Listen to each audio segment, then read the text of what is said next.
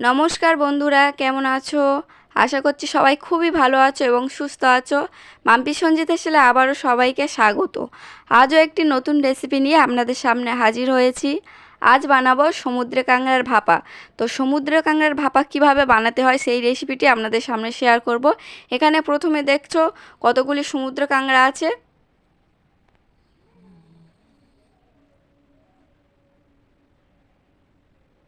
কাঁকড়াগুলি আমি কেটে নেব সাবধানে।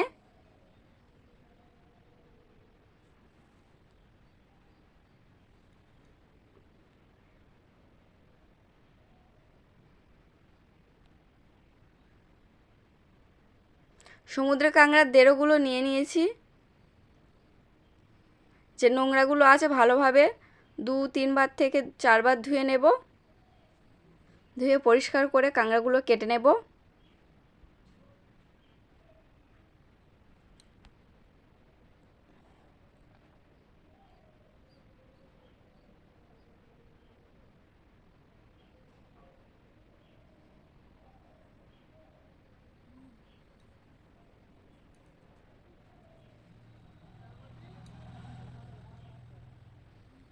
দেখতে পাচ্ছ কাঁকড়া কাটা হয়ে গেছে। এবার কাঁকড়ার যে মোটা দেরোগুলো হয় ওই দেরোগুলো আমি নড়ার সাহায্যে থেঁতো করে নেব, যে যার জন্য এর মধ্যে নুন তেল ঝাল সব ঢুকবে।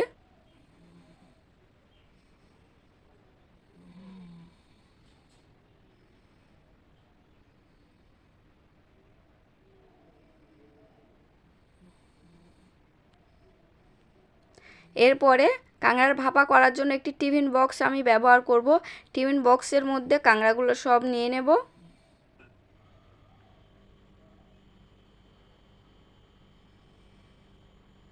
কাঁকড়াগুলো না হয়ে গেলে টিফিন বক্সের মধ্যে দিয়ে দেব পরিমাণ মতো লবণ, দিয়ে দেব পরিমাণ মতো হলুদ গুঁড়ো, দিয়ে দেব পরিমাণ মতো লঙ্কার গুঁড়ো, দিয়ে দেব ধনিয়ার গুঁড়ো,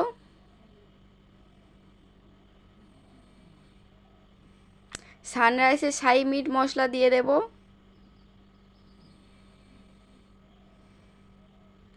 দিয়ে দেব আদা বাটা, রসুন বাটা, পেঁয়াজ বাটা, জিরে বাটা,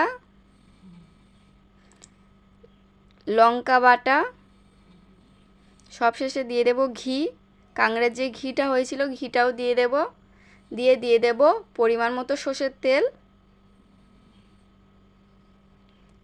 সব মশলাগুলো এবার কাঁকড়ার সাথে ভালোভাবে ছোট চামচের সাহায্যে মিশিয়ে নেব।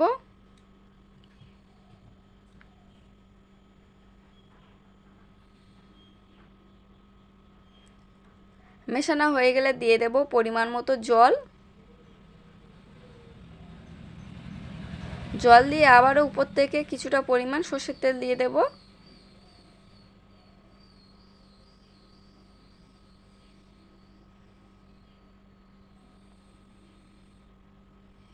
এরপর টিফিন বক্সের মুখটা আমি আটকে দেব।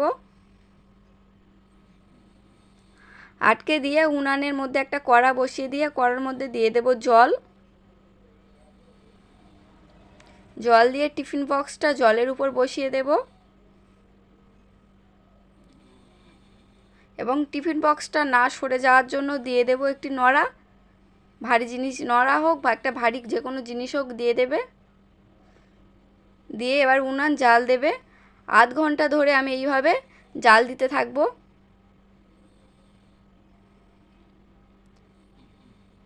বন্ধুরা, আমার চ্যানেলে যদি নতুন হয়ে থাকো চ্যানেলটি অবশ্যই করে একটি লাইক কমেন্ট শেয়ার করবেন আর দয়া করে চ্যানেলটি সাবস্ক্রাইব করে দেবেন। আর আমার ভিডিও কেমন লাগছে কমেন্ট বক্সে এসে অবশ্যই জানাবেন।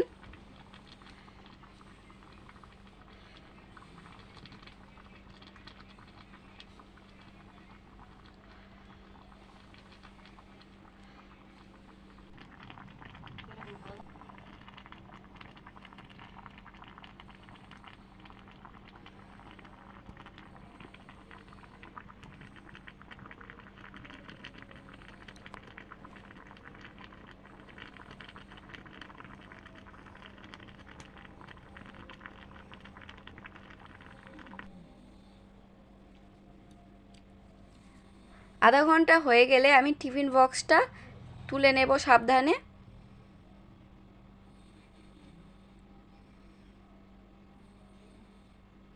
তুলে নিয়ে আমি ঠান্ডা করতে দেব। ঠান্ডা হয়ে গেলে আমি টিফিন বক্সের মুখ খুলে দেব। দেখতে পাচ্ছ বন্ধুরা কত সুন্দর কাঁকড়া ভাপা হয়েছে। কালারটা কত সুন্দর হয়েছে দেখুন বন্ধুরা। খুব সহজে বানিয়ে ফেলতে পারবে এই রেসিপিটি। বাড়িতে একবার হলেও রেসিপিটি বানিয়ে খেয়ে দেখবেন।